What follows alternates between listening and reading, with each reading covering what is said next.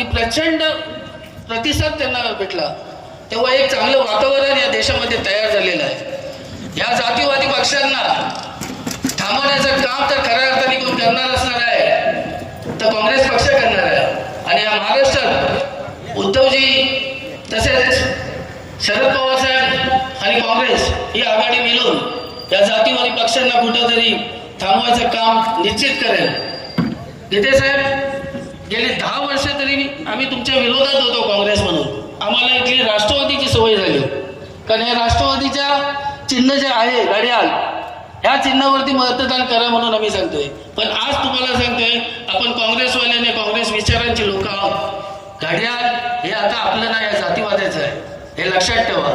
तेव्हा आपली निशाणी मशाल आहे, तर 7 तारखेला मशाल निशाणीवरती आपल्याला मतदान करायचं आहे आणि गीते साहेबांना निवडून द्यायचं आहे.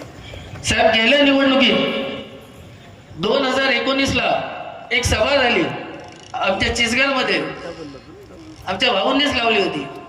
त्या भाऊंच्या सभेला मी भाषण केलं आणि शेवटला सांगितलं की गीते साहेबांना मतदान करा.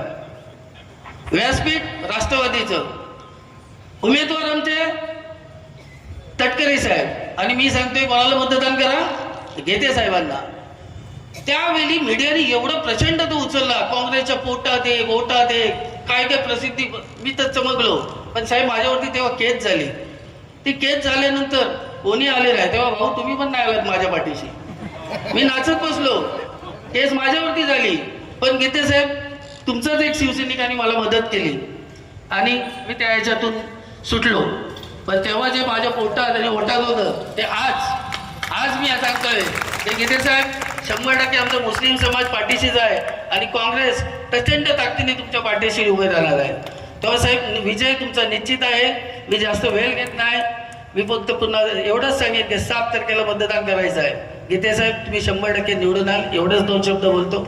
जय हिंद, जय भारत. यानंतर